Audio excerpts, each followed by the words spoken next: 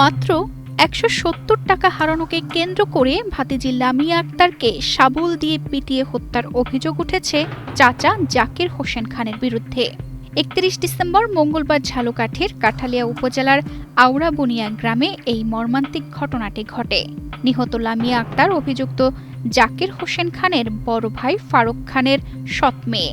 সে উত্তর চড়াইল হাশেমিয়া দাখিল মাদ্রাসার ১০ম শ্রেণীর ছাত্রী ছিল। স্থানীয় সূত্র থেকে জানা যায়, জাকির হোসেন খানের পকেট থেকে ১৭০ টাকা হারিয়ে যায়। এ নিয়ে কথা কাটাকাটির এক পর্যায়ে তিনি স্যান্ডেলিনা সো রূপচর্চায় আভিজাত্য লামিয়ার মা লিলি বেগমকে মারধর শুরু করেন। বিষয়টি দেখে লামিয়া মাকে বাঁচাতে এগিয়ে গেলে অভিযুক্ত চাচা শাবল দিয়ে তাকে এলোপাথারি পিটিয়ে গুরুতর আহত করেন। এ সময় লামিয়া ও তার মা গুরুতর আহত হলে স্বজনরা তাদের উদ্ধার করে বরিশাল শেরেবাংলা মেডিকেল কলেজ হাসপাতালে ভর্তি করেন। সেখানে চিকিৎসাধীন অবস্থায় রাতেই চিকিৎসকরা লামিয়াকে মৃত ঘোষণা করেন। তার মা লিলি বেগম বর্তমানে শেরেবাংলা মেডিকেল কলেজ হাসপাতালে চিকিৎসাধীন রয়েছেন।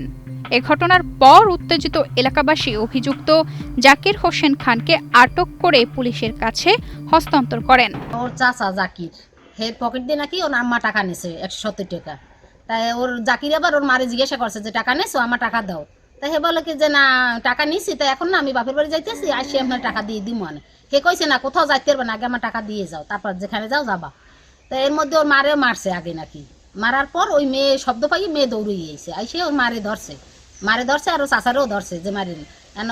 উঠে মানে গালাগালি করে কয় যে তুইও আইসো রাখ তোরে দেখি, এই কই ওরে দাবড় দিছে পর ওই বেড়ে খাইতেই পড়ে গেছে। তারপর শাবল দিয়ে ওর মাথা বাসায় ৩-৪টি বাড়ি মারছে, মানে একালে আহা বাড়ি মারছে।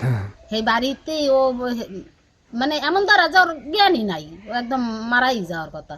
সামান্য একটু ছিল বরিশাল যাই, এখন ওর মা চিকিৎসাধীন আছে আর ও তো বরিশাল নেছে পর মারা গেছে।